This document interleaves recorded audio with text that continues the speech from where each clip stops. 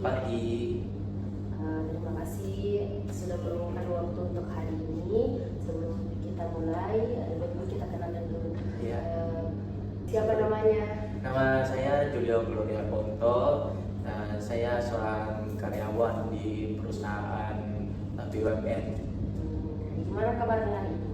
Kabar saya bisa dibilang kurang baik di pagi hari ini. Saya ada banyak masalah. Terima kasih sudah datang meskipun mungkin lagi lelah. Saya menghargai itu. Sebelum kita berbincang lebih jauh, saya ingin menyampaikan bahwa semua yang kita diskusikan ini bersifat rahasia dan aman. Saya ada di sini untuk mendengarkan dan memahami situasimu tanpa menghakimi kamu. Oke, terima kasih banyak Kak.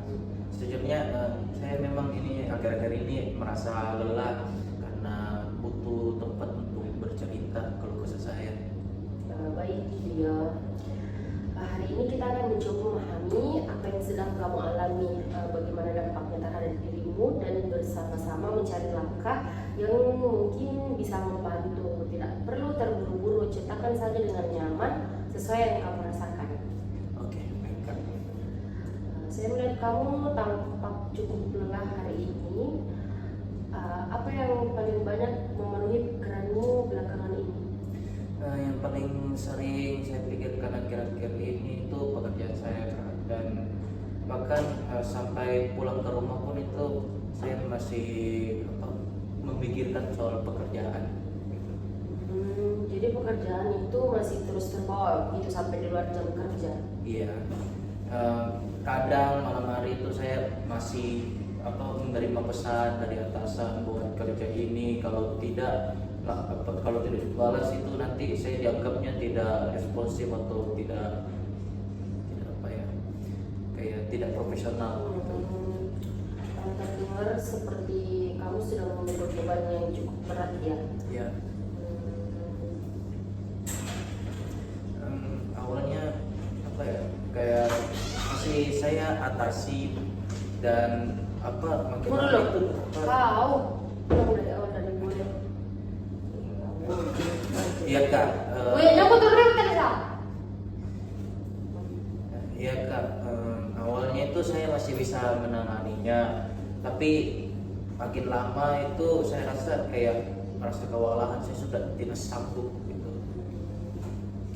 Boleh ceritakan sejak kapan kamu merasa kewalahan itu mulai muncul? Kewalahan itu mulai muncul sekitar 3 tahun terakhir dan Boleh. saya merasa kewalahan itu 3 bulan terakhir, dan ada beberapa karyawan di perusahaan saya itu mulai keluar satu persatu karena mereka sudah tidak tahan, dan karena itu saya belum ada pengganti, jadi sebagian besar pekerjaan mereka itu saya tanggung semua. Jadi selain pekerjaan utama, kamu juga menerima tugas tambahan dari posisi lain begitu? Ya, kurang lebih begitu. Awalnya saya pikir ini paling cuma sementara, tapi sampai sekarang masih belum ketemu jalan keluarnya. Bagaimana perasaan kamu ketika menerima tambahan pekerjaan itu? Seperti itu. Saya rasa berat sekali begitu. Banyak sekali pekerjaan sampai saya kurang tidur, sampai saya sulit mau menangani kerja ini kerja itu, ya begitulah, sampai atasan saya itu dia orangnya kompeten, tapi dari sisi beliau juga itu ekspektasinya terlalu tinggi kepada saya. Seolah-olah ada tekanan untuk mengatakan selalu iya gitu. Iya. Saya ingin memahami situasi ini lebih mendalam. Bisa ceritakan seperti apa hubunganmu dengan atasan? Seperti yang saya bilang sebelumnya, atasan saya itu orangnya dia sangat kompeten, dia pokoknya harus selesai semuanya. Tapi karena banyak karyawan yang keluar dari perusahaan itu dan dia menyerahkan semua tugas itu kepada saya, jadi dia berekspektasi tinggi bahwa saya bisa selesaikan semua tugas ini, padahal kenyataannya tidak. Tadi sempat dibilang kalau misalkan atasan kamu itu punya ekspektasi yang sangat tinggi. Ekspektasi seperti apa? Ya, beliau ingin semua pekerjaan itu cepat selesai. Kadang pagi beliau itu juga beri instruksi kepada saya, bahkan siang ia berubah lagi, kemudian lalu ia berubah lagi, kasih tugas ini, tugas itu. Bagaimana dampaknya bagi pekerjaan kamu? Jujur saya jadi sering mengulang pekerjaan yang sebenarnya itu sudah selesai, tapi rasanya energi saya itu habis karena menyesuaikan dengan perubahan yang terjadi. Apa kamu pernah mencoba menyampaikan kesulitan yang kamu alami kepada atasan? Ya, saya pernah. Tapi saya rasa responnya itu kurang baik gitu. Karena beliau bilang kalau dunia kerja itu memang penuh dengan tekanan dan saya harus terbiasa dan harus lebih kuat lagi. Ketika mendengar respon seperti itu, apa yang kamu rasakan? Yang saya merasa itu tidak didengar, seolah-olah saya itu dianggap sebagai alasan biasa gitu. Itu pasti tidak mudah ya. Iya. Selain pikiran tersebut, apakah ada dampak terhadap kondisi fisikmu? Ya, ada. Saya bisa dibilang sering merasa sakit kepala, bau saya juga kadang tegang dan hampir setiap hari itu tidur saya juga kurang nyenyak. Seberapa sering kamu mengalami kesulitan tidur? Hampir setiap malam lah. Karena saya sering terbangun itu karena memikirkan pekerjaan yang belum selesai-selesai. Gimana dengan kehidupanmu di luar pekerjaan? Di luar pekerjaan itu mulai terganggu juga karena saya lebih sering mementingkan pekerjaan. Karena hal itu saya jarang berkumpul dengan keluarga. Bahkan ketika sedang bersama mereka sekalipun saya hanya memikirkan tetap pekerjaan yang ada di kantor. Kalau dinilai dari skala 1 sampai 10, seberapa besar tekanan yang kamu rasakan saat ini? Saya mungkin beri nilai 9. 9. Angka yang cukup tinggi ya. Karena saya saya bahkan pernah merasa cemas karena mendengar notifikasi dari HP saya gitu. Karena saya takut kalau ternyata ada tugas baru lagi deh yang diberikan oleh atasan saya. Jadi tubuhmu seperti selalu berada dalam kondisi siaga begitu? Iya, rasanya kayak tidak pernah benar-benar ada waktu untuk istirahat gitu. Oke, terima kasih sudah menceritakan semua ini dengan sangat jujur, Julio. Dari yang saya dengar, masalahnya bukan karena kamu malas atau tidak mampu bekerja. Kamu justru berusaha memenuhi banyak tuntutan sekaligus dalam waktu yang lama, gitu.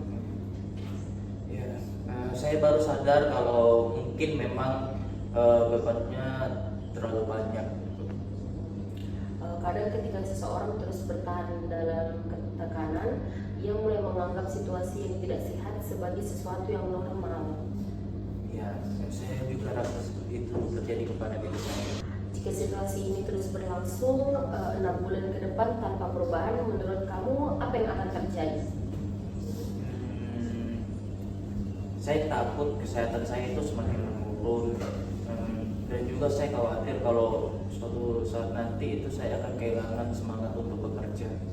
Kekhawatiranmu itu cukup realistis karena itu kita perlu memikirkan langkah yang dapat kamu kendalikan mulai sekarang. Langkah apa yang sebaiknya saya lakukan? Mari mulai dari hal yang paling mungkin dilakukan. Apakah kamu bersedia membuat daftar pekerjaan harian dan mengidentifikasi tugas mana yang merupakan tanggung jawab utama dan mana yang merupakan tugas tambahan? Ya, saya bisa lakukan itu. Oke, bagus. Langkah berikutnya adalah belajar mengkomunikasikan kapasitas kerja secara lebih asertif, bukan menolak pekerjaan, tetapi menjelaskan kondisi yang sebenarnya. Tapi saya masih takut dianggap tidak mau. Saya memahami ketakutan itu, namun menyampaikan kapasitas kerja secara profesional berbeda dengan mengeluh. Justru itu menunjukkan bahwa kamu bertanggung jawab terhadap kualitas pekerjaanmu.